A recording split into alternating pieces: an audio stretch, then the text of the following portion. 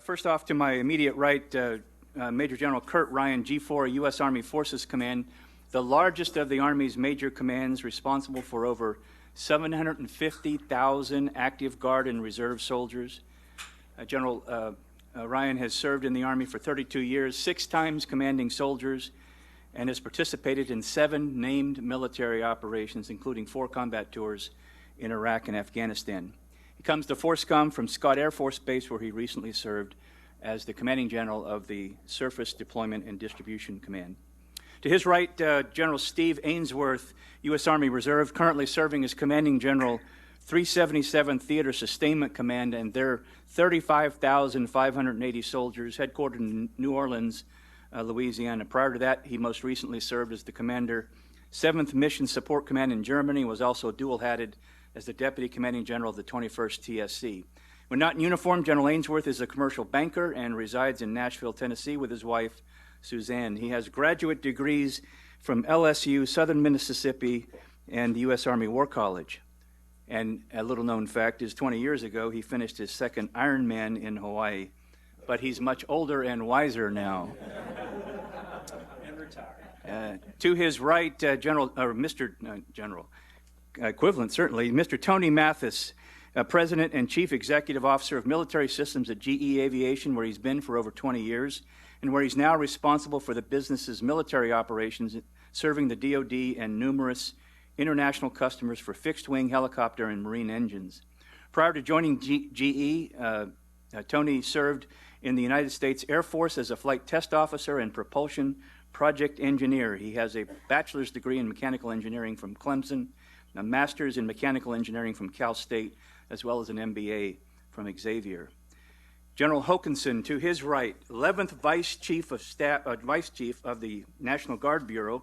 As Vice Chief, he assists the Chief of the National Guard Bureau in ensuring the nation's 453,000 Army and Air National Guardsmen are ready to fight and win America's wars, protect the homeland, and build enduring partnerships as an integral part of the joint force.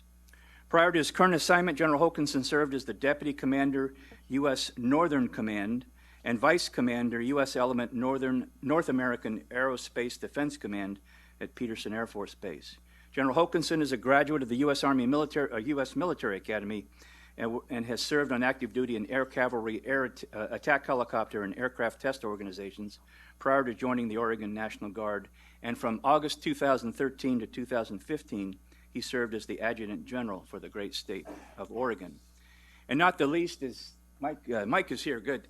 To his far right on the end there, Mike Scott, who currently a member of the Senior Executive Service and the Vice Director of the Defense Logistics Agency. The DLA, as you know, is the Defense Department's combat support agency for worldwide logistics, providing food, medical material, uniforms, construction equipment, 98% of the Defense Department's fuel, and the majority of its repair parts for all military weapon systems. Mike's worked at DLA since 1986, both at DLA headquarters and at the former Defense Supply Center, Columbus, Ohio, now called DLA Land and Maritime. Mike holds a Bachelor of Science degree in Marketing from The Ohio State University, is a graduate of the Air War College, and has completed the Harvard University Kennedy School of Government Executive Leadership Series.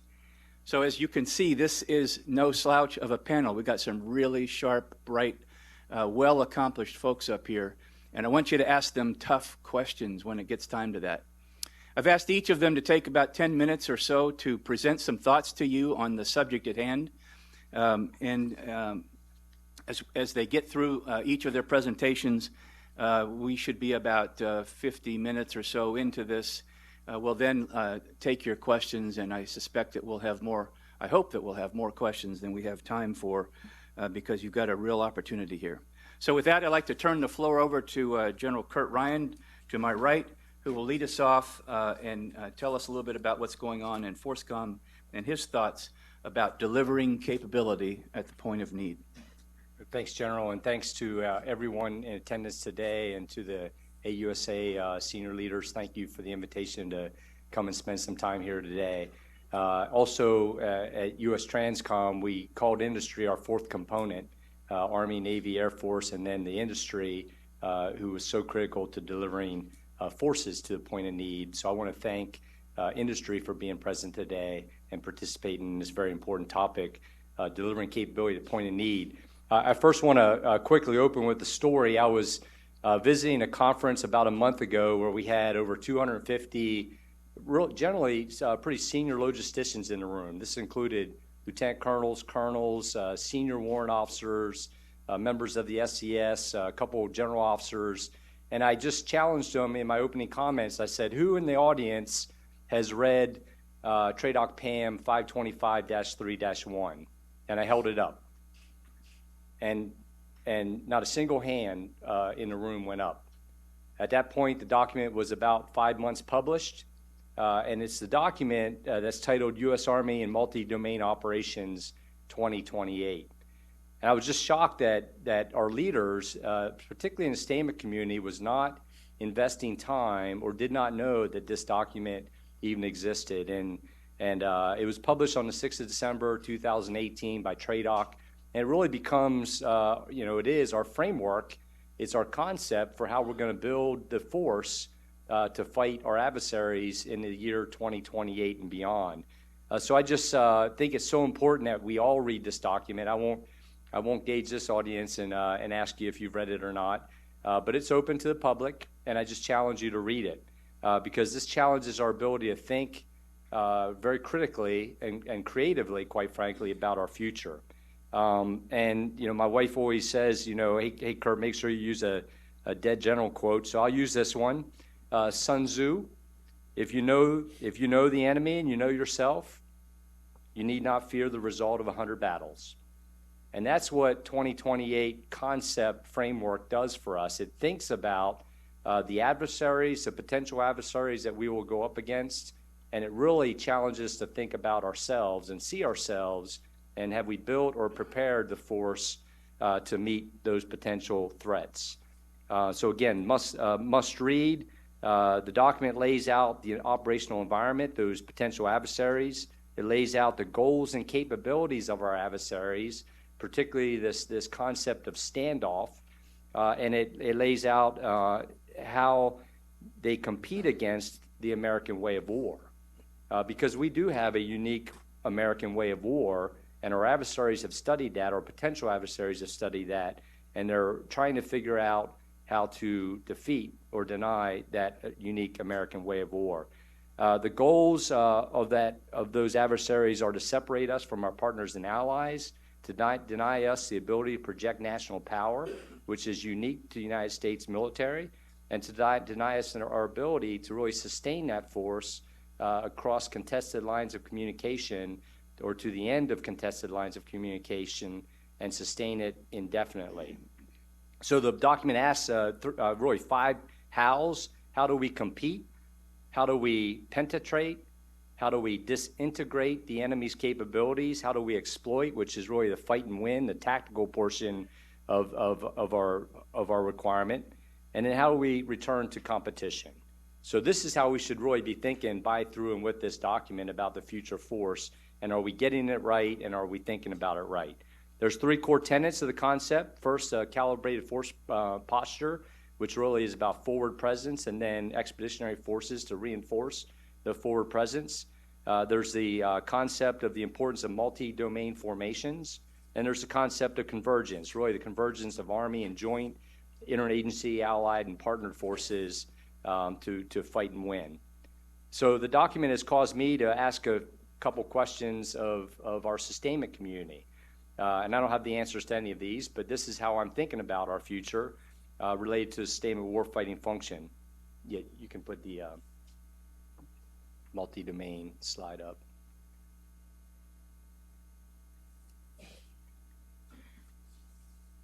So here's a couple questions I've asked. How do we, as a force provider, deliver capability to the point of need? That's what my boss's job is, General Gers, to provide forces to the combatant commanders at the point of need.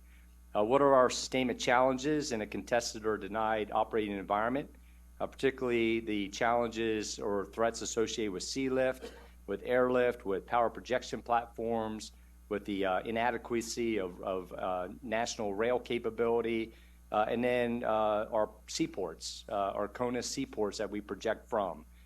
in this place we call the Strategic Support Area called the Continental United States.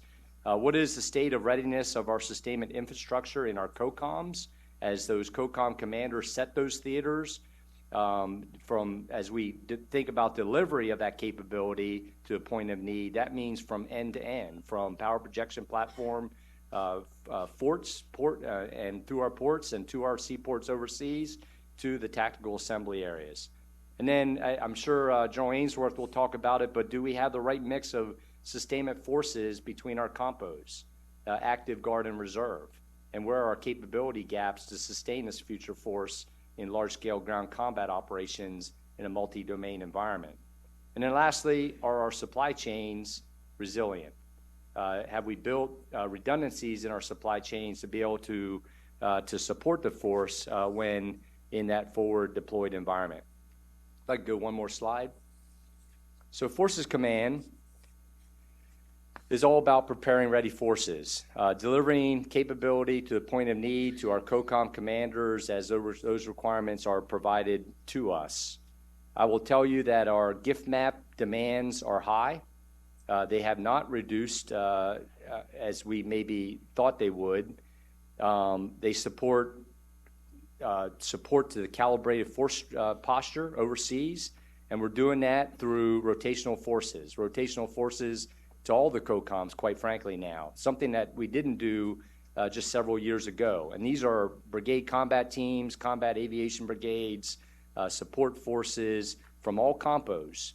We are now providing rotational forces to, continuing rotational forces to the CENTCOM AOR, providing rotational forces in scale to Europe, providing forces to PACOM, and now providing rotational forces to NORTHCOM in support of the homeland. Some of our challenges are the op-tempo, quite frankly, for these forces is off the chart. We look at dwell of some of our critical combat enablers, armored brigade combat teams, combat aviation brigades, missile defense units. Some of these are on a 1-to-1 and even a 2-to-1 dwell. So the question is it sustainable? And how do you prepare that force to deploy, to rotate in that theater of operation, to redeploy, to rapidly reset, be applied to another gift map requirement, and then deploy back to a theater of operation? So we are doing that through a number of different ways. We are executing the Army's training strategy, which includes a robust home station training environment. It also includes a very retooled combat training center environment where we're executing 21 combat training center rotations annually here and overseas. So we are preparing for future conflict, not for counterinsurgency operations. That's what Forces Command is preparing this force to do. It's the high-end warfighting skills that have atrophied over the last 2 decades, large-scale ground combat operations, combined arms maneuver, integrated fires, and that is where FORCECOM is investing its time and energy. So in the 4 areas that really Forces Command has responsibility in delivering forces to the point of need, it covers these 4 areas on the chart. Our training is being retooled. We are practicing power projection. We are equipping our force for today and preparing it for tomorrow, and we are working on relearning how to maintain the readiness of these forces at scale. In a training environment, if you went to the CTC, and I know many have visited the CTC in the last year or two, you know, it's not your father's Studebaker, but it's probably your father's CTC or father's CTC 2.0, because we're a bit back to the future in how we are training these large combat forces for the future adversary. It is now about BCT maneuver. A BCT commander now maneuvers over 200 miles in a 14-day period, and his threat is information operations, swarming operations of enemy assets, cyber, electromagnetic threats and attacks, and now defense urban terrain operations.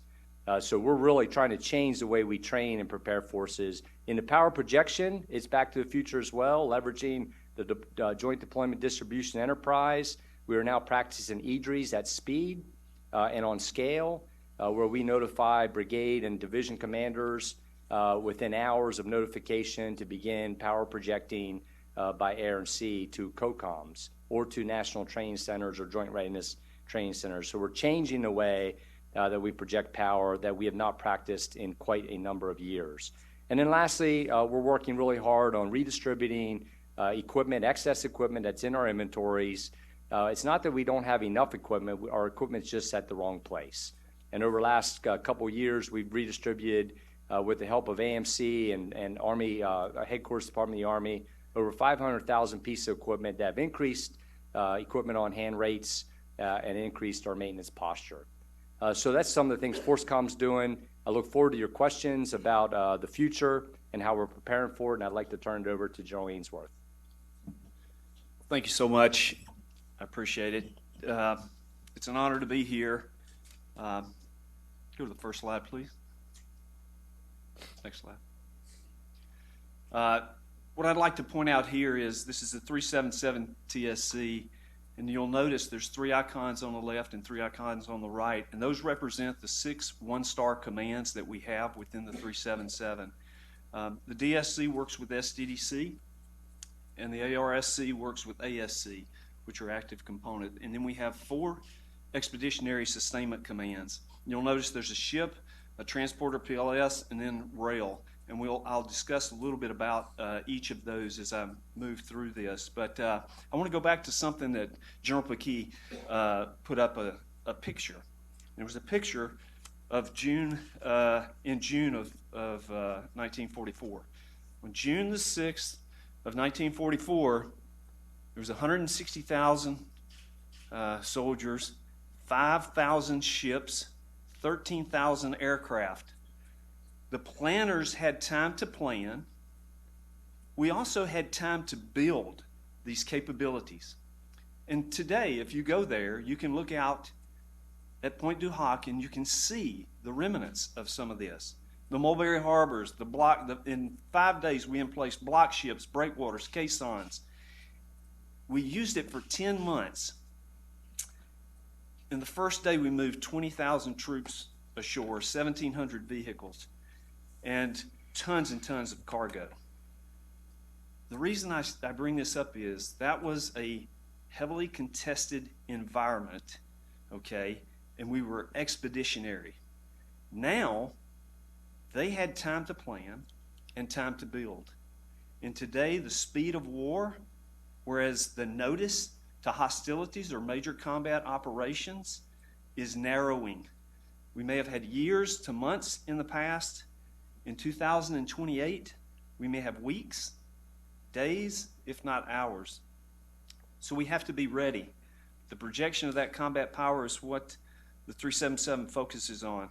We have to be ready since the bulk of the early entry support and unique capabilities and early demand capabilities, some of them rest and reside in the reserve component. So we've got to be ready. Lieutenant General Lucky, about 3 years ago, really put us on a focused path of increasing our readiness. And now we are the most lethal, combat-ready Army Reserve in history. I reference his presentation to AUSA, March 23rd, and you can listen to his presentation about how fast and what level of units need to be ready. And a lot of those, the majority of which are sustainment and logistical type units. So I referenced that. We have to be ready today quicker than we've ever been. Next slide, please. As you look, and I want to point mainly, 67% of the TOE sustainment capability is in the reserve component, National Guard, Army Reserve. It's broken out there. But I want to focus on the right side of this slide because in large-scale ground combat operations, in a multi-domain environment, we have to expand the area of operations expeditionarily. And if you look at the echelons above brigade sustainment commands in the RC, you can see that breakout. 50% of the TSCs, 71% of the ESCs, 63% of the sustainment brigades. I won't read the slide, but you get the intent of how this it creates high dependence on the reserve component. Therefore, we must be ready. We must be ready. In addition to that, not only are there some percentages of echelons above brigade, but there are some unique capabilities and very low density capabilities. For example, seaport operations companies, mortuary affairs, petroleum liaison teams, petroleum group. Actually, we have the only expeditionary rail unit, which is very busy, might I add, all throughout the world. So the reserve component is needed faster, and we must be available faster. So I will say this, there's always this balance that we discuss between AC and RC and that balance. The reserve components are a good return on investment for the taxpayer, and it fits the Chief of Staff's directives, but we must understand those risks as we look at that. So, as the 377 commander and being a force provider to FORSCOM, what we try to do in the Army Reserve is mitigate any risk as much as possible. The way we can mitigate risk is be ready, and that is training also, individual and collective training. So, the 377 as a headquarters is a multi-compo headquarters. We have active component soldiers within our headquarters, but we have two missions. If you can go to the next slide, please. We have two missions. We have mission command of 35,580 soldiers. In addition to that, mission command, we deploy or mobilize approximately 2,500 per year, most of them going to the Middle East every year. Then with that other group that's there, we train for large-scale ground combat operations, and I'll get to that in just a minute. I do want to talk about our mission with AR North, since we are we are working with AR North in NORTHCOM. We do DISCA-type operations, Defense of Civil Authorities, and we help them mainly with that type of operation. We do some homeland defense, but mainly we work with AR North in DISCA support, as most of you know, Lieutenant General Buchanan. So we operate as a deployable headquarters, and we coordinate with DLA, AMC, FEMA, SDDC, and TRANSCOM. And I'll give you an example. Hurricane Maria, Florence, Michael, all those hurricanes, we have people assigned to AR North to coordinate any logistical support. In addition to that, we work with AR North in CBRN type of activities, Ardent Century, which is an earthquake exercise, Vigilant Shield, which is missile defense, and some others. AR North is responsible for like State of the Union, UN support, and Super Bowl support. I didn't get to go on that trip. I want to be on the record with that one. So I say this because the 377 enables operational reach, freedom of action, and endurance, and links to strategic partners. So we have been training to keep ready. We do about 3 to 4 NTC rotations out of the TSC, 2 to 3 JRTC, 3 warfighters, 8,000 soldiers a year going to CSTX, 8,000 going to functional exercises. The future. This requires us to be trained, and this is what we're doing. Distributed leadership in a multi-domain environment, which requires communication, coordination at long distances. The ability to move quickly is very important to make sure that we're protected, and supporting at the point of need. I'll give you one example. We have the rigors of the Army Reserve, and aerial delivery in the Middle East is incredibly in high use. But in the future, we'll use technology to be effective, efficient, support the warfighter at the point where and when it's needed. So thank you very much. It's an honor to be here. Great. Good morning. My name is Tony Mathis, and as General Stevenson said, I run the military jet engine business at GE. We have 26,000 fielded engines around the world, and we power all the Apaches and Blackhawks, as well as other helicopters in the United States Army. So it's a huge responsibility. So I want to, first of all, say thanks to General Pagee for inviting me to be here on this esteemed panel. Quite an honor. You know, he introduced me to General White, and one of the first things he said to me was, "I like your haircut." So I'm feeling much better about myself today, but I just thought I'd share that. But so if we go to the first chart here, and I really don't plan to take 10 minutes, but I'll share just a few thoughts. And if you hit it again, you know, industry, and hit it one more time, industry plays a role in multi-domain operation, and I'm not going to try to profess to be an expert, but I do want to share a couple of my thoughts in terms of how we think about it from GE's perspective. And from my perspective, what we do from a design perspective matters. And when we get to the next chart, I'll show you why it matters, especially from a fixed forward perspective. So that's the first thing I'll talk about. Secondly, and the discussion came up about additive manufacturing. And I'll show you a chart on additive and why we think additive matters, and not just from a improved capability perspective, but from the perspective of how it might help facilitate more things getting made closer to the point of need. And so I'll share just some of our thoughts and some of the things we're doing there. And then if you're not asleep by then, I've got a slide. I have a slide on DoD reform. So if you want to save your sleeping, that might be a good slide.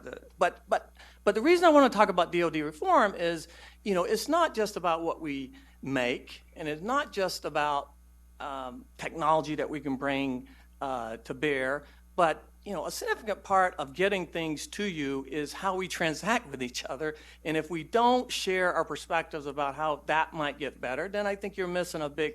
We're all missing a big part of the equation. So I've got one slide on that. So if we go to the next slide. So like I said, we power all the Blackhawks and the Apaches, and I just got to know General Hokanson. He flew Apaches and Blackhawks, and so it's in addition to being really honored to be on a panel, it's just great to sit next to this guy who really understands our product and actually gave me some fairly positive feedback. So I'm feeling even better again. So this is actually working out to be a pretty good day. But from a design perspective, I say what we do from a design perspective matters, and here's why. So yeah, we power all the Blackhawks and Apaches with T700s. We just competed to replace that engine, and we'll replace it with the T901. The requirements of that competition were incredibly difficult. 65% more power at 25% less fuel burn. Now, we were able to do that, and 25% less fuel burn. The Army flew 730,000 hours last year. 25% less fuel burn is a big difference in terms of what it takes to get the things done that you need to get done. But from my perspective, that's important, but it wasn't really the hard part. The hard part was how we did it. And we mandated to our team that you would not affect the modularity of the engine. It would have been much easier to get the 65% more power and 25% less fuel burn if we would have affected the modularity of the engine. Had we done that, now instead of a soldier being able to take the engine apart with 10 tools or less in the desert, on a tire, in the dirt, take it apart, put it back together, put it back in a helicopter, you would have had to ship the entire engine back to the depot. Big difference, right? And so this thing about fixing for it and design, it really does matter when it comes to what you're trying to do and how much effort it's going to take to do it. And so I think that's a big deal. So if we go to the next slide. So on additive, real quick, so we have bet the farm in our business on two technologies. One is ceramic matrix composites, and that's a whole different discussion. The second is additive. We've invested probably on the order of $2 billion in additive technology. And we did it because you can get and make much more complex components that give you increased capability without all the extra costs. That's why we did it. And we're been very successful. General Pagee said he came and visited with us. We had a great visit. He really energized our team to understand that what they're doing matters, and so we really do appreciate that. Having said that, we are now thinking our way through how do you not just take advantage of the increased capability, but how do you take advantage of the technology as it relates to getting more things made closer to the point of need. And we're spending a lot of time with the Air Force. Like I said, we talked with General Pagee and the Army to the point where maybe you can start making parts at forward operating bases. As they get more complex, you could potentially even make them yourself at depots. And we're thinking through business models that make sense for you and for us that would allow you to do that. So, and we can have much more conversation on that as we go forward. So then here's where you can go to sleep. So go to the next slide. So, but I did want to touch on acquisition reform. My boss and I went in to meet with, at the time, Deputy Secretary of Defense Shanahan. And he knows us. I mean, he came from Boeing, as you know, and we used to spend a lot of time with him and I ran the Boeing account, so I got to know him really well. But what he challenged us to do was, you know, he understands that GE Aviation is a commercial business. I mean, we literally are a commercial business, you know, 15% of business in military. So he challenged us, can you put on the table options to leverage that commercial, some of the commercial best practices to help reform DoD acquisition and contracting. And so we put on the table 4 things. The first 2 really are about leveraging commercial best practices from our commercial jet engine business as it relates to how you sustain and support engines. We do it very differently with our commercial customers. We've done that with some international customers, and the difference is staggering, and we can talk about the differences we've seen. And now we're trying to, can we do more with the Department of Defense? And then the second is around working with DLA, in particular, leveraging some of the ways we manage our supply and logistics to the point where we now have what's called captains of industry contracts with DLA, and those things are performing extremely well. If we've leveraged some of those things with the material availability at or above 95%. And then we talked briefly about additive. The thing I didn't touch on is we're also looking at additive and how you can use it to help make out-of-production parts, which in a lot of cases are very difficult to source. And then finally, and to me, this is one that we really need to pay attention to, is we have developed a tool, and we ran a pilot with the Air Force that basically digitizes the TINA certification process. And anybody who's dealt with TINA, you know, what we do is we go through this tremendous process. We ship you 18,000 pages that nobody ever looks at. It takes a ton of time. And we've developed a digital way to do that reduces the amount of time by 85%, makes it digitally available to such that it's actually usable, and then and we think the savings can be on the order of billions of dollars. And we've told the Air Force in particular, look, we'll give you the tool. We'll train other people to use it. We just want the industry to get a little bit smarter about how we transact and contract with each other to drive incremental efficiencies. So look, I'm extremely privileged to be on the panel, and I look forward to the discussion.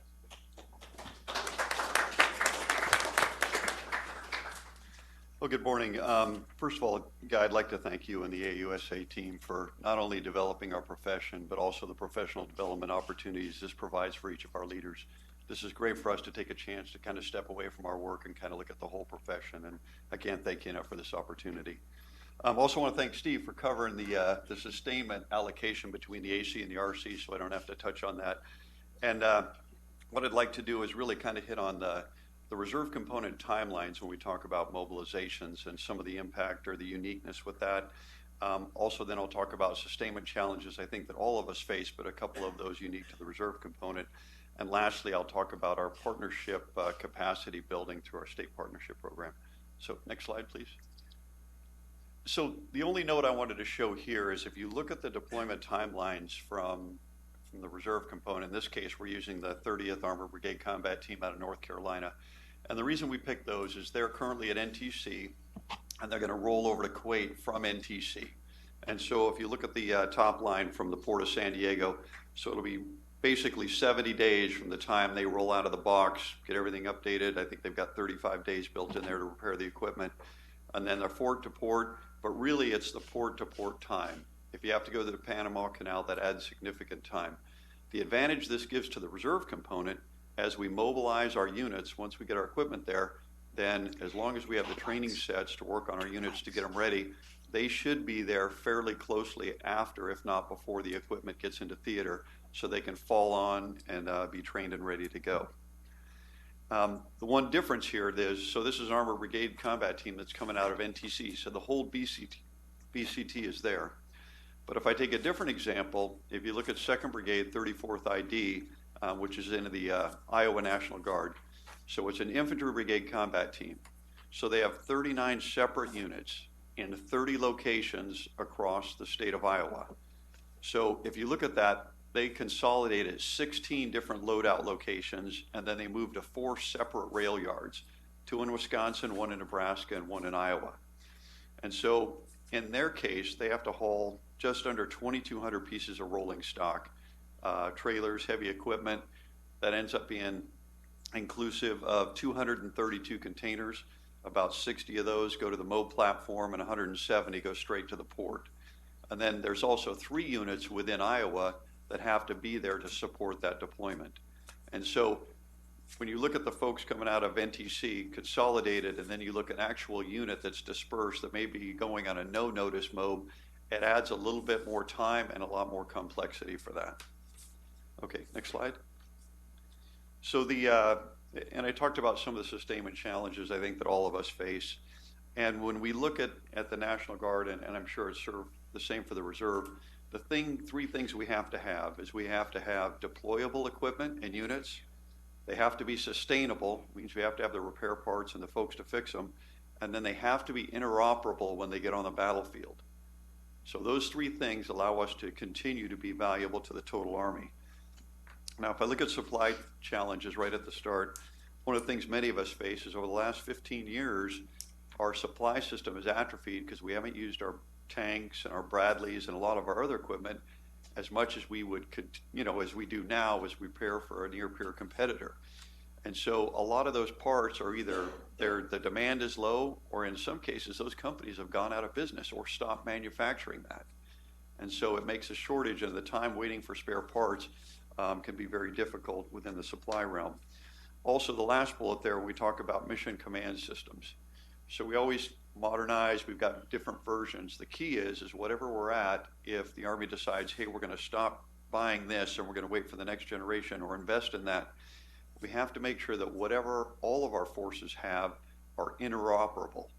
Because if we can't talk to each other, that's going to cause huge issues along the battlefield or in the train up to get there. It won't allow us to maximize our training to the best benefit of our formations. If you look at transportation, one of the key things here is when you look at the ITO, the Installation Transportation Office, that was handed over to the National Guard about a year ago.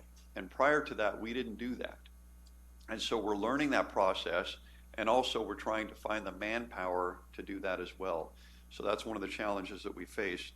But ultimately, and Kurt really hit this when he talked about the power projection, we've kind of gotten away from those no-notice, large-scale mobilizations and deployments.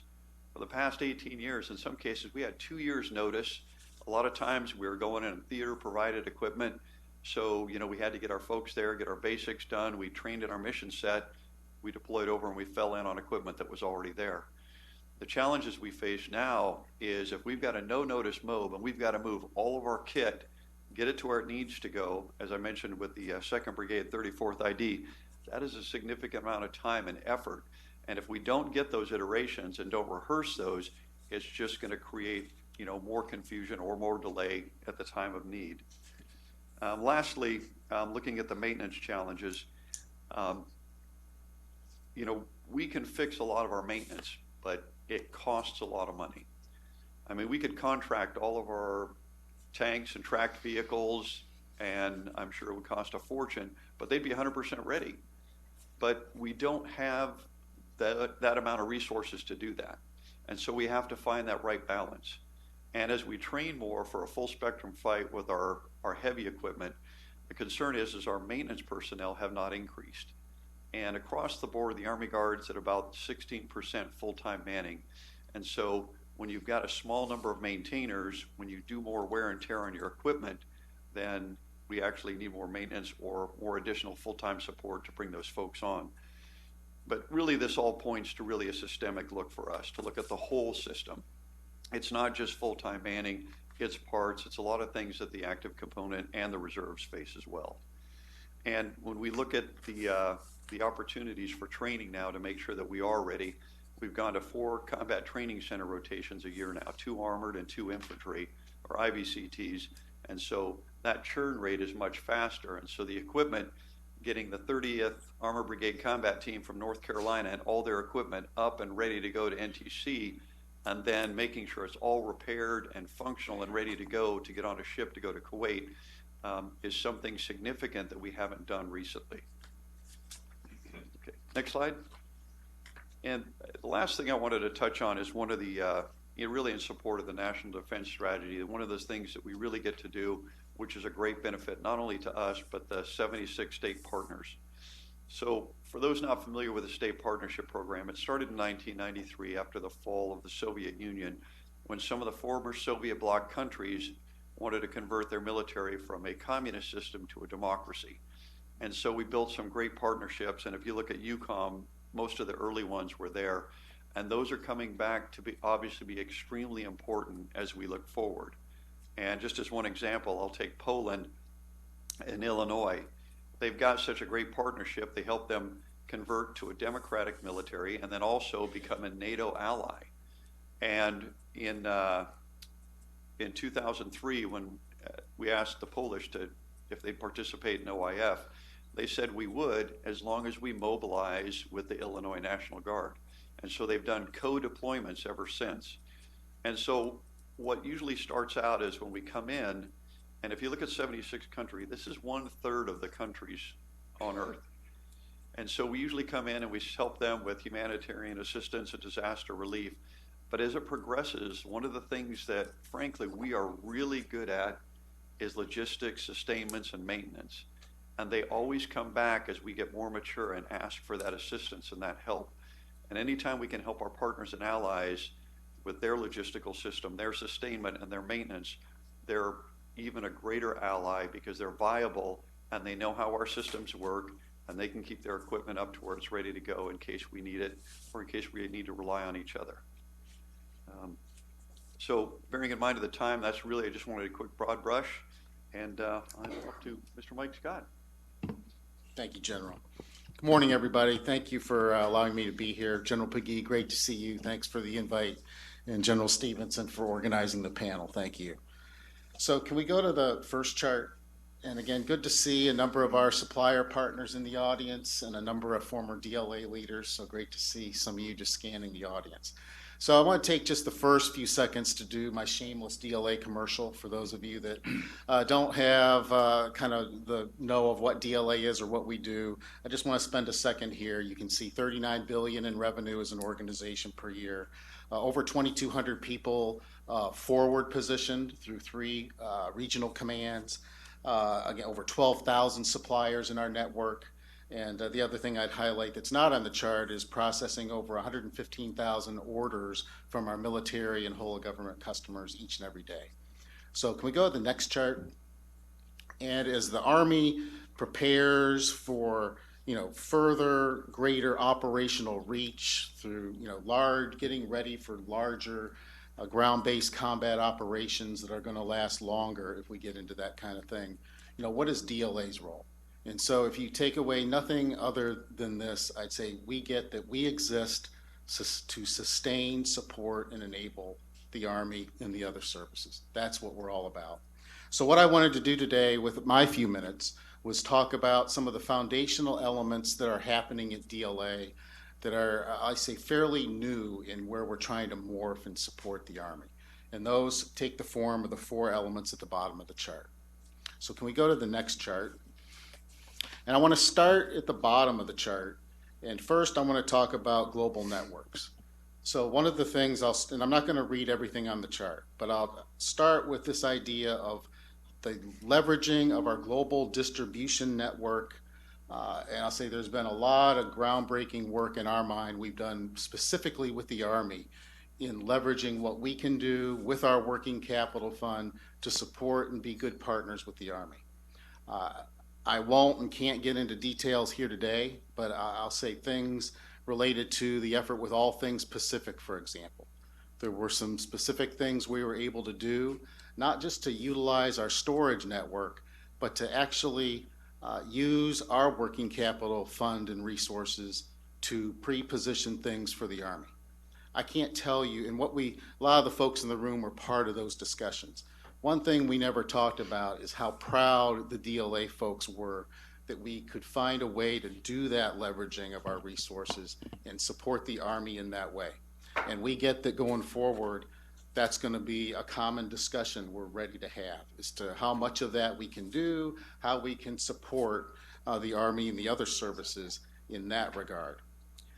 The other thing here is some changes we've done recently with linking DLA support to service readiness. And for those that have been in DLA a while and in past years, that's always been an ongoing, challenging discussion of how can we directly relate our support to service readiness. Okay, traditional metrics we've had and still have with material availability and back orders and so forth, I'd suggest don't directly get to what that readiness is. So we've developed, I think we're in our second year of using what we call our service readiness dashboard. We couldn't have done this without partnering with the Army and the other services to take the data from the Army where you're tracking what systems are down and down for DLA parts and support, and we leverage that data to drive a new behavior within DLA. So if you were sitting inside the agency, you'd see that traditional focus on day-to-day support, but you'd see another whole half of the book now being what is our performance related to that direct readiness. And we get the importance of that. We want to expand that capability. And I think that is already made a big difference to the Army and will continue to make a big difference as we continue that focus. The other thing we've created is what we call our Agency Synchronization Operations Center. In the past, we've had each element of DLAs had their own operations centers, and we felt we had a great network of that. But now we're morphing where we have a physical presence in our operations center of each and every element of DLA to get more agility and speed and coordination for the support we provide. So we see that paying more dividends going forward as well. Again, I'll just touch again, the supplier network, we can't do what we do without those of you in the audience and others, so that network of suppliers is absolutely essential to us. Shifting over to the planning and forecasting, I'd suggest to you, one of the things we started in DLA a couple years ago was a much more intensive focus on our part of supporting the various operation war plans.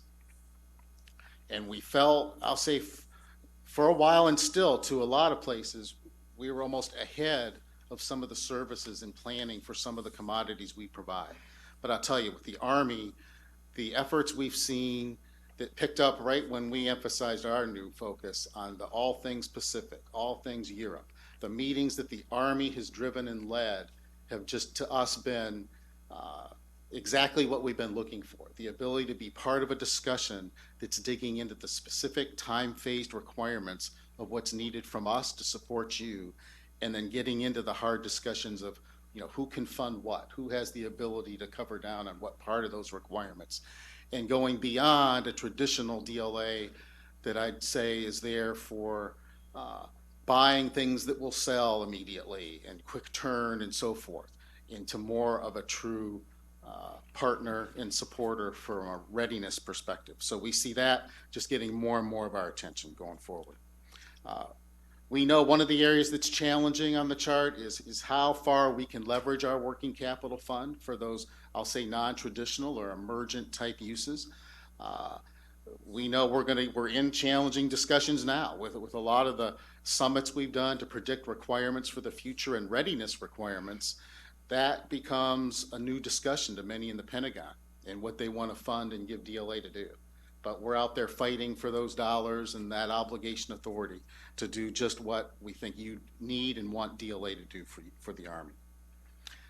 And then last in this area, which is huge, is this getting better at forecasting what's going to be needed. So a lot of you have probably played in our demand planning summits. We're into that as a regular battle rhythm now. We see that as a huge effort to get better at predicting what the requirements are going to be in a time phase manner. When are they going to peak? When are they going to ramp down? So that we make better use of the resources we do have to give more capability to all of you. And then I'll take the last few minutes on the upper part of the chart, then what I call emerging, enabling things that we're doing. So the first is this idea of a global support contract. And we have a lot of expeditionary capabilities in our agency. We have 3 what we call rapid deployment teams, 13-person teams led by an 06, one that's warm 24/7 that go across the globe whenever there's a need for DLA, whether that's an HADR, wartime support, or wherever it might be. But we think we need more than that. So this idea of a global support contract, either to augment that capability or go places at times when we don't or can't go there, we'll award a contract this October that'll provide a DLA global support contract to even further enhance the capabilities we have there. And then in the enablers on the upper right, don't want to take the time on all those, but I will touch on the artificial intelligence and bot technology. Already, I'll say this year, we will deploy 58 different bot applications in the agency, over 15,000 man-hours saved by the use of that technology. And this next year, we plan to triple that. So the goodness there being the capability we can automate through that kind of capability provides more, I'll say, human intelligence to put on the harder things and reductions in savings to get our rates down to our customers. And I think the other thing I'll note there is this idea of transforming our storage and distribution network. I think the gentleman brought up Dod Reform. One of the things for us in the storage and distribution space is we want to get leaner there and bring our, I'll say, our rates more attractive to our customers. So that area will see a minimum 10% reduction in their costs as we go through Dod Reform. And not just, I'll say, slashing and getting leaner, but a lot of this is based on moving towards more, I guess, what I call Amazon-like business processes, more agility, speed, performance, that will also deliver that capability to do it more efficiently. So again, thanks for letting me be here today. I just wanted to share a few of the things that are changing at DLA. And again, we are all about supporting the Army and the other services. Thank you. Thanks, Mike, and thanks to the entire panel. Some really great thought-provoking ideas, and as you can see from the traffic back and forth here, we've got a boatload of questions, as I'd hoped, more questions than we have time for, but I've distributed the questions down to the panel members. What I'd like is for each of us in turn to take a question so that one person doesn't get to hog the rest of the time we have available for the panel. And then if we can make it to a second round, we'll try to do that, but I suspect that's about all we're going to have time for. Please try to keep your answers brief, but do be complete. I just want to say one thing, Andre, for you that really made my ears perk up when Tony was giving his presentation. The fact that the T901 has a requirement for 25% less fuel usage. I mean, we've talked a lot over a lot of years about reducing the logistics footprint. And one of the ways you fix that, as you and I have discussed, is you reduce the requirement for logistics. And here's a great example where we actually stuck to our guns. We haven't got a good track record in doing that. We've lightened up on that fuel efficiency requirement on other systems that we have bought, but good for us. We stuck with it on aviation and look forward to the product that GE will produce. So having said that, Kurt, take us through the first question. Sure, thanks, sir. I'm going to go back to my comfort space at STDC. The question was regarding power projection from CONUS. And as a former CG, is there any appetite need to increase the number of strategic ports? So to put this question in context from a national power projection capability for the Army, in 2015, we only projected 15 brigade equivalents globally. This year, we'll project 82 brigades globally with all their equipment or most of their equipment, and it includes multi-compo, as you heard General Hokanson mention, the 30th BCT to CENTCOM this fall. So we're unable to do that through the ways we used to do it during the long wars or during the counterinsurgency fight of projecting power only through 3 of our 23 national seaports. So there's 23 seaports in CONUS or Hawaii and Alaska that support our ability to project national power. We were going through Charleston, Beaumont, and Tacoma, East, West, and Gulf Coast. We now, in partnership, FORCECOM partnership with SDC, forecast our port requirements 18 months out for all projecting powers, for all projecting brigades. And I will tell you at the end of this year, we will have exercised every national seaport, all 23, not once, but many of them twice, 3, and 4 times. So it's going to take every seaport in the portfolio to meet large-scale ground combat operations requirements. And we do that by, through, and with the reserve component, particularly the Deployment Support Command, who owns 12 of the battalions and 4 of the brigades in SDDC, that OPCONs to SDDC, that have to mobilize at C+2 to be at the seaport at C+4 to open the seaports, all 23 of them, to project national power. So we are doing that. Thanks, Kurt. Go ahead, Steve. I was asked by one of our great mentors, keeping so much of the sustainment force in the RC creates risk. How is the United States Army mitigating this risk? Well, CASCOM, G4, FORCECOM, they have working groups looking at this balance, but it's risk to force and risk to mission for each different type of operation. So they staff that and look at the mix, and then obviously there's always, I think the term is trade-offs, as we look at that. And so how do we mitigate some of those risks? And I mentioned this briefly earlier about increasing the readiness of the Army Reserve. Lieutenant General Lucky put us on that path 3 years ago, and he's really emphasized that, and it's really paid off for us, and that's what we've been doing. Increasing the training, the individual and collective. In addition to that, going to NTC and JRTC on a consistent rotational basis. And also we have, like I said, 2,500 deploying units. We try to capture lessons learned and try to make sure that as they come back, we don't lose that capability that they have learned in that, and make sure that we do that. On equipment side, we talked about speed, but we look at it from increasing the equipment readiness and then the speed at which we can deploy that equipment, because if it's a large-scale ground combat operation, we may have to take everything that the equipment that unit is assigned, so we have to look at that also. And then the ability to improve the COP, the communication piece with our partners that we may be going, whether it's an armor brigade that's active or at National Guard, and we develop relationships. As a matter of fact, each ESC and every sustainment brigade is assigned. So that's the way, it's a lot of factors, but that's the way we try to mitigate risk. Thank you. Thanks, Steve. And by the way, if you hear something one of these characters say that sparks another question, go ahead, send it on up. We'll take it. Tony. Okay, so my first question is, Lieutenant General Pagee noted that technology development is shifted to industry and that intellectual property is a major challenge to delivering today's technology today. In your view, how can we continue to incentivize industry innovation while ensuring we can deliver capability quickly to the point of need?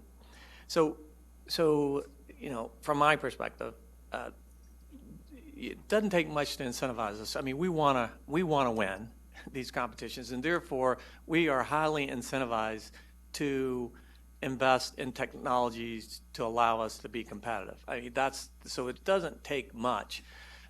The thing I think you have to be careful of is you have to then set the competition up such that you reward the right behavior.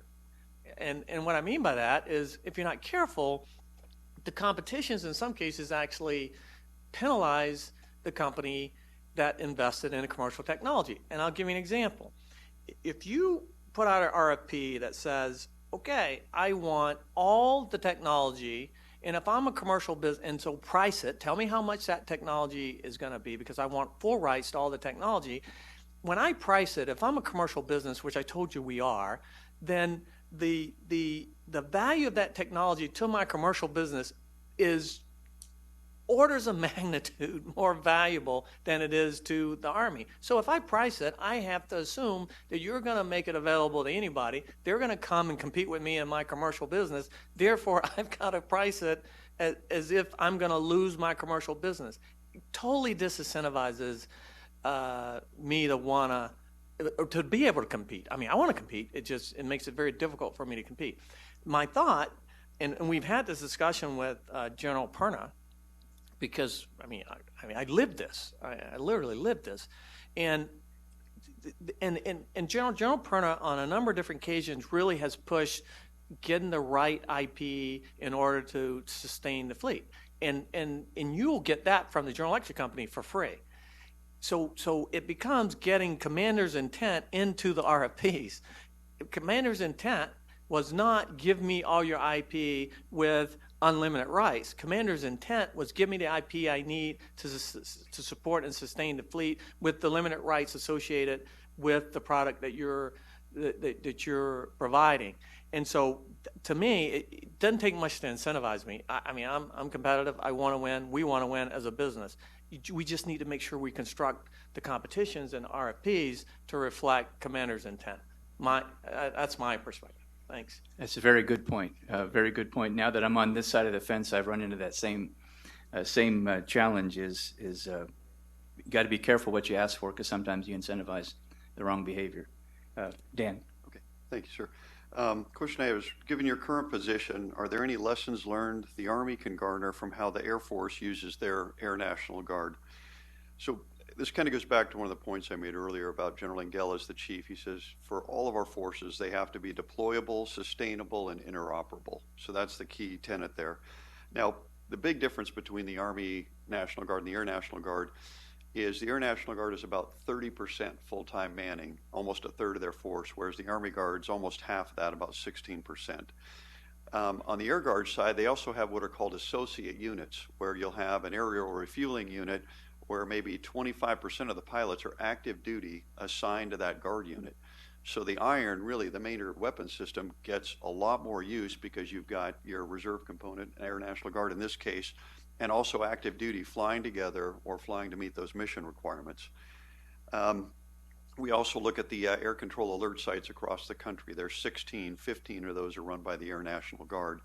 Now you could counter that with the Army. The ground-based mid-course defense is run by the Army Guard.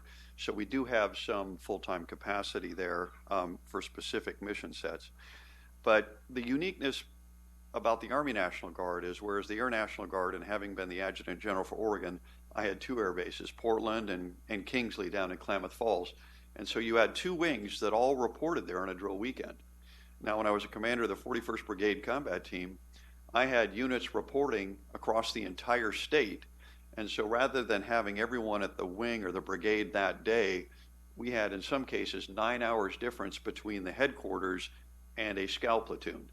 And so there are unique challenges that we face. But ultimately, there's a cost associated with that. And for the National Guard and for the Reserve, we have to maintain our business model. We can't all be full-time.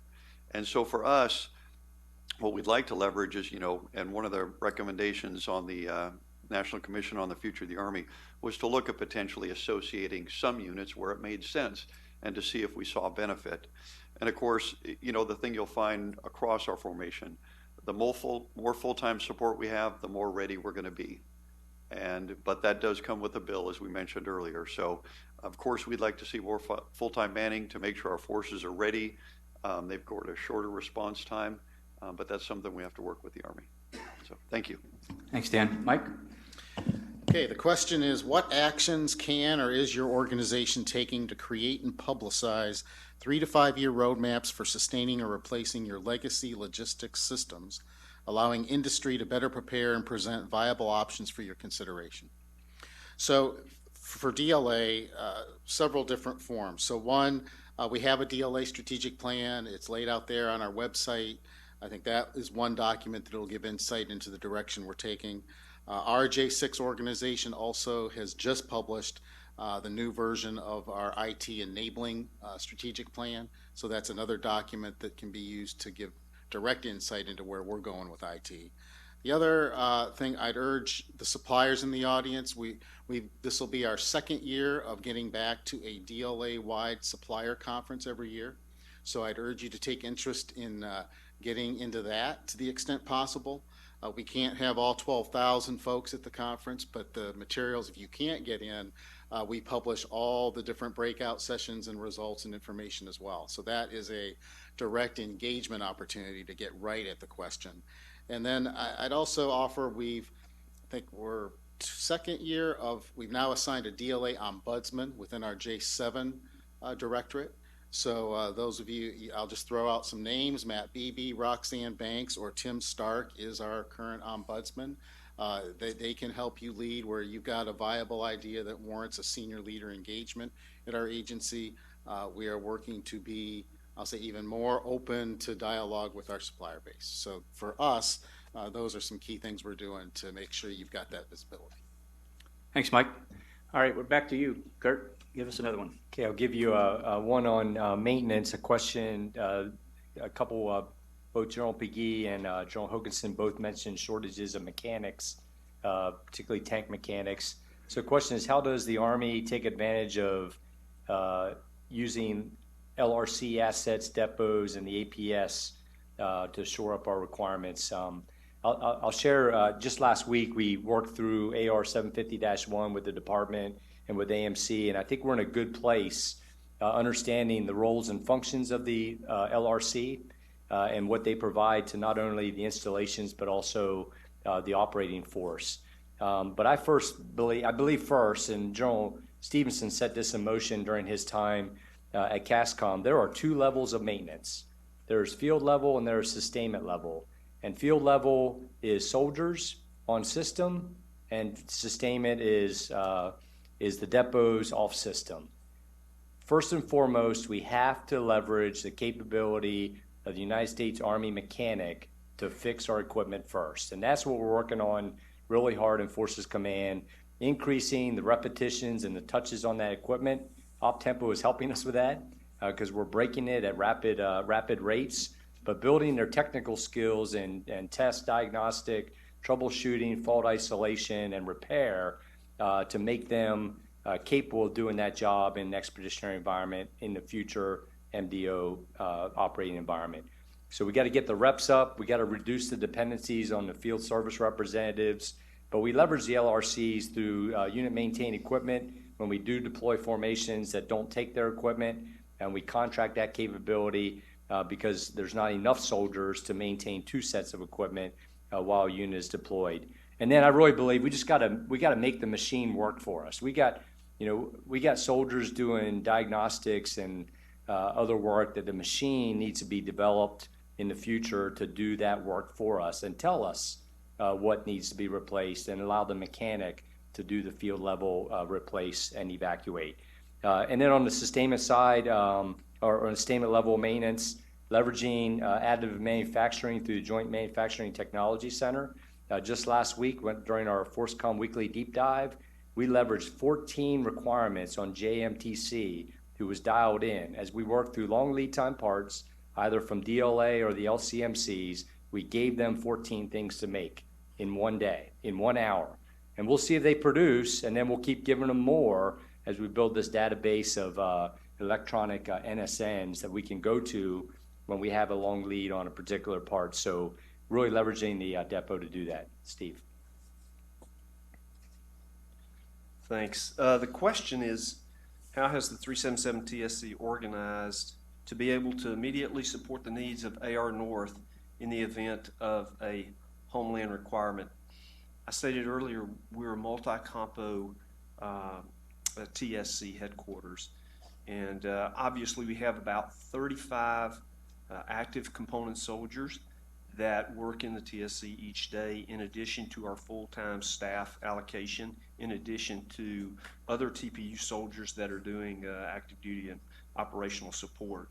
So what we do is we do a lot of staff integration. We have LNOs that are at San Antonio. In addition, the Army Reserve has an engagement cell that's in San Antonio that works with Northcom. So the reason I bring that up is you have to be in the ODA loop to be relevant and be in that sync. And that's one thing that we do. We attend all their staff meetings and their commander meetings. The SPO section that we have is key staff that works every day. The second thing that we do is training with AR North, and we work with DLA Energy, and we just did an exercise that went along for 2 or 3 weeks about chemical, biological, radiological, nuclear event, and we trained with them. The TSC is also a deployable headquarters. We have a COIC in New Orleans, we have SCIFs, and then in addition to that, it's a deployable TSC headquarters that we can operate in an austere environment with JNNs and snaps just like any other headquarters.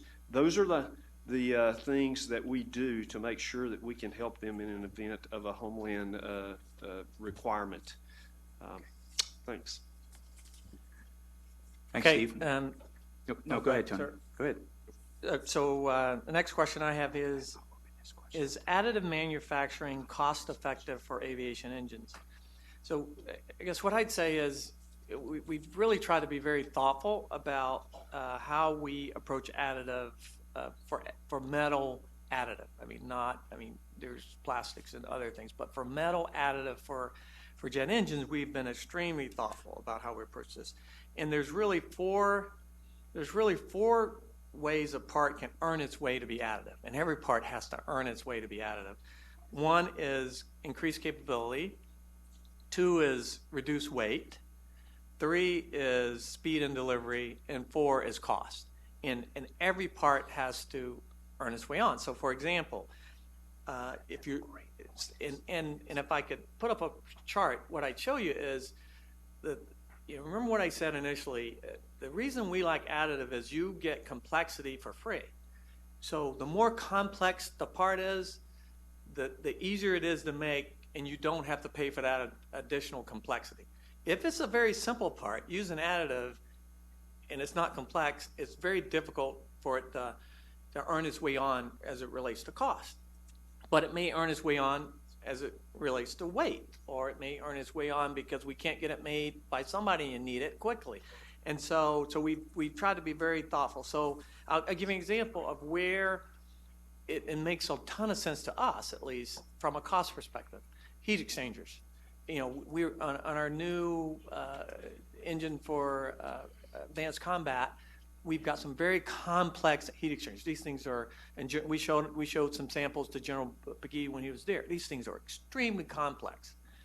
If you try to make them using conventional approaches, these things would be $1 million a piece. You just couldn't do it. You wouldn't do it. But with additive, they're not cheap, but they're not $1 million, and we get that complexity, and we get the increased capability basically for free. You can make them for about the same thing. You get a lot more capability, and so, but for brackets or other thing, maybe not. And last thing I'll say is, and we've learned a ton on additive, and a little known fact is, for metal parts, in some cases we can print the parts in hours, maybe days. The post-processing of those parts can take months, right? And most people think you just print the part and then you put it on the airplane and then you go. It's really not that simple. And so again, we've really tried to be very thoughtful in terms of our approach to additive, and we showed the general. But additive is not a cure-all for every problem. There are specific. You got to pick your poison from our perspective. Yeah, I just would reemphasize that is a great point. So many people read about and they see examples of additive manufacturing. They go, oh, we'll just do this for everything. And clearly, as these guys have experienced and learned in the School of Hard Knocks, it's not for everything. Dan? Thank you. Question I have is, how important are programs like the Maritime Security Program with the support of the American maritime industry to delivering capability where it's needed most? Is there more that industry could be doing to assist Sealift logistics? I'm so excited. I went to the College of Naval Command and Staff, and I knew one day I was going to get that question. So, okay, so The thing I would say here is when you look at the, and I know Kurt touched on this, the fact that they're out using all the ports around the country. I go back to being a company commander going through a national training center rotation. It was rehearsal, rehearsal, rehearsal. And for us, the more iterations that we can get, it's like rail loading. If you haven't done it in a long time, you've got to find that guy or gal that did it last time and relearn all those painful lessons. But if you've never loaded anything on a ship, and there's many things that do translate from rail loading, but it's unique in itself. And if we don't get a chance to do that, or have these companies that are part of the Maritime Security Program, if they're not coming to those ports, seeing how they would load, then we're going to learn those painful lessons when time is really critical. And so I would say to the industry, every opportunity that you can get to be part of rehearsals or send somebody there to watch somebody do it, or at least create LNOs or get the chance to visit with units and do that level of training, it will help all of us. It'll help the industry be better supportive, but for us, more importantly, it gets our soldiers trained so that when a ship shows up, hey, I've done this before, let's get them on there, let's get rolling, and we can reduce that port or that delivery time from port to port. So, thank you. Thanks, Dan. Mike. Okay, the question is, these capabilities all sound heavily dependent on energy, whether to fuel tanks, trucks, helicopters, or to generate power for installations or mobile power batteries for soldiers. What steps are being taken to use less and or be able to supply more? Successes, challenges. So I'll just quickly say for batteries, we've had for years a major element of our R&D programs focused on batteries and the way ahead on batteries. And for the industry in the room, we always welcome new ideas in that space to keep the effort going there. To me, the broader and more complicated discussion is on petroleum and fuel, and going forward to where you've heard, the Army's headed in large-scale operations in the future. Our organization in DLA Energy has already been signing new axes across the globe, looking at the geography and where we know we may need to be so that we have those partnerships in place well before anything may happen. So that's an ongoing effort to I'll say add to the DLA energy network of where we're at across the globe. I think to me, the biggest discussion is going to get to who does what with the movement of fuel between DLA and the Army. And when we get to certain parts of the world, in a different type scenario, how far will DLA end up delivering to the Army? That, I think, is a discussion that has nowhere near hit the height of what it needs to be. You've heard me earlier talk about us knowing we need to go as far as we need to for the Army, but I believe we're headed towards some complicated discussions based on capability, skill sets, industry, money, just who is going to do what, and that may be different in different parts of the world. So I think it's a great question, and I'd say when I had the fortune to work in DLA Energy for about 3.5 years, learned week one there's no back orders in energy, but that's easy to say, but yet it gets to how quick the fuel's delivered.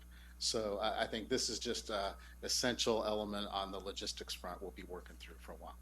Yeah, that's a very good point. We have gotten spoiled in the last 2 decades. DLA has been everywhere we wanted them to be, and they've delivered the gas to us. We haven't really had to exercise our executive agent responsibility to do inland distribution of POL. DLA's done that for us. Will that be possible in large-scale operations? It's worth some discussion, I think. Okay, to bring us home then, we've got a complex question that I'm going to ask each of the panel members to respond to, and we'll start off with Kurt. What's the complex one you question? have Well, in it's your- my it's question your question. that was provided to us by the panel. Here's a complex question. One of the major concerns for U.S. military operations and anti-access aerial denial, what are some of the ways the sustainment community will overcome this challenge? So overcome the challenge of A2AD. This will be a lightning round, and I'll start with my recommendation is this is a question of penetrating in the concept. calibrating force posture, particularly forward presence of the right capabilities in the COCOM, and preparing expeditionary forces to rapidly deploy to a COCOM. Open it up to any other panel member. Would you repeat the question? If I can just, I'll go jump ahead, in there, Dan. Kurt. So, you know, I kind of default, and I tell folks this a lot, you know, having grown up in the Army, you know, we just learn to rehearse. And if we don't practice this at our national training centers or otherwise, we're not going to find out those issues. And it seems to me, from my experience, you learn about 75 to 80% of everything during a rehearsal. You can never account for that 20 to 25% that's going to be unique to your situation. But when we look at the A2AD and the fact that we haven't had to face this, in many cases, you go back to the Korean War, it's the last time we lost someone to enemy air. It's something that we absolutely have to practice and be part of the total force, and not just the total Army, but the total joint force. Thank you. Thoughts from DLA, Mike? Anti-access area denial? Well, to me, one of the things I think gets back to our planning, knowing where we're going to need to provide capability, and knowing what those logistic partnerships are going to be, whether it's using industry for certain things, whether it's organic, back to the generals, but practicing that, knowing what's going to be needed. And in some cases, I think we've done well. It's almost to the point, if you've got embedded capability, it's there. So there's an element of denial that you may not need to worry about. You can rely on what's been established that's, I guess in the words, in plain sight. That may not work everywhere, but there's a lot of places in the world, in the growing partnerships with our allies, which is a key NDS element. If we maximize that, I think from a logistics, it can overcome some of this challenge, which can't be overcome probably in that way in other areas. Yeah, I think it really kind of depends on the commodity. I mean, for energy, maybe not as big a deal as it is for repair parts. For food, fresh food and vegetables may not be as big a deal as it is for, you know, other types of material, medical supplies or something like that. I think you're absolutely spot on. The other thing, though, is what we haven't done a lot of it, is used our partners, our supply partners that do the fuel, food, you know, those kind of commodities, to use their assets to carry the spare parts and other things. And that's something we've done some trials on that is emerging, but it's, some of those folks can be in the places we want, and I'm just adding to their, say, transportation capability, other commodities that we'd never be able to put in there. But something we're looking at. Steve or Tony, any thoughts on anti-access area denial? Yeah, I always think about the second and third order effects of this, and I always look at rapid deployment as one thing, but also leaders at the point of conflict, you know, they deconflict those types of things. So I always look at how do we reprioritize when we're supporting. So I always teach our folks we have to move while maintaining a COP, the Common Operational Picture, and move quickly. In the past, we would move in 72 hours. Now I want a 15-minute plan, a 1-hour plan, and a 12-hour plan, because we may have to move immediately. And I know that sounds very tactical, but survivability becomes an issue. And that's what I really get worked up about, is the survivability, because if we can survive and fight another day, we will win. Then maintaining that support, while anything that goes along with what General Ryan so eloquently talked about in the MDO is what's important. So maintaining that sustainment capability while all these things are going on, and that's the key to success of that. What they said. All right. Since you handled that one so well, I got one for you. So, multi-domain operations calls for precision logistics by 2028. Talk about what precision logistics means to you in your organization. We'll start with you, Kurt. I think one of the initiatives with AMC and partner with Forces Command is building precision authorized stockage lists. So our common ASLs, not only for our infantry, armor, and striker formations, but building precision repair parts, depth and breadth that our formations can take to a fight and sustain that fight for some period of time is critical. So AMC and Forces Command has partnered to build common aviation ASLs this year, common missile battalion ASLs in the future, and then we're going to look at the last kind of stage, common ASLs for our CSSBs that support core troops. Thanks, Kurt. We don't have to go in order. We can go whoever is ready to jump in. Okay, I'll jump in real quick. So, when I look at precision, I think really kind of going back to the basics when I mentioned we have to be deployable, sustainable, and interoperable. And the thing when I look at precision logistics is we never want that to be the linchpin in any operation. We want to make sure that our forces have exactly what they need when they need it so they can meet their timelines and be prepared and ready to go. And so anything that supports that to me is that precision, is having it there. Okay, fair enough. Mike, or go ahead, Tony. Yep. So just a few thoughts. I think as we look into the future, one of the things we're staring at is a capacity constrained industry. I mean, in general, across the entire aviation engine industry, and what's driving it is air demand on the commercial side of the business, and then as we try to get things made for the military, we just plug into that same network, and so the thing that we are focused on is getting better at longer range forecasts, and it's not just good enough to have longer range forecasts.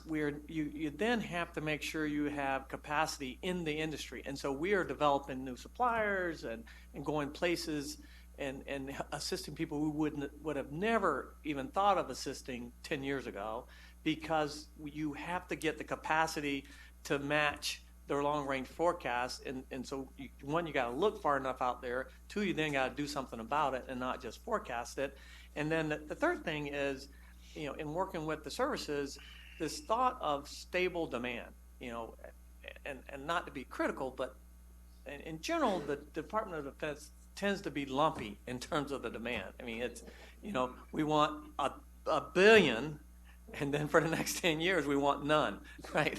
And one of the things, these captains of industries contracts where we're taking over a little bit of that is we tend to smooth it. We don't put that variation into our supply chain. We figure out how to smooth it such that it's consistent and such that you have people there when your next lump come, because if you don't, you now are trying to reinvent a supply chain for a particular part. So my thoughts. Yeah, very good point. Mike? Just quick, what, when, where, how much, how often, who's going to do it, and how you're going to get it there, and the partnerships to answer those questions, which I'd argue I wouldn't give us an A. So we're going to need to do a lot of work.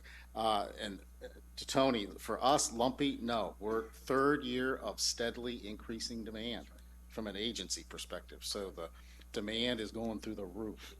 But, Yeah, I think, and I know we're out of time here, but I think what precision logistics is not for military operations is this just-in-time business that has worked so well commercially.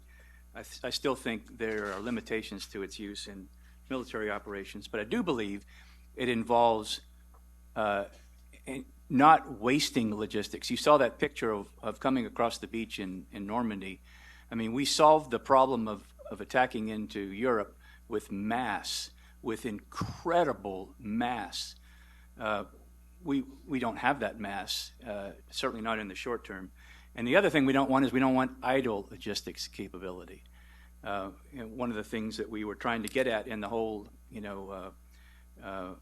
future logistics concept that we put together with, at echelons above brigade, a single logistics command and control, was to enable the logistics structure to ensure that there was no idle capacity in the network. It hasn't worked out quite so well for us, but it was a good idea, and I think it contributes toward this notion of precision logistics. All right, I'm getting the hook. That's it for us. A pleasure to be here and take your questions.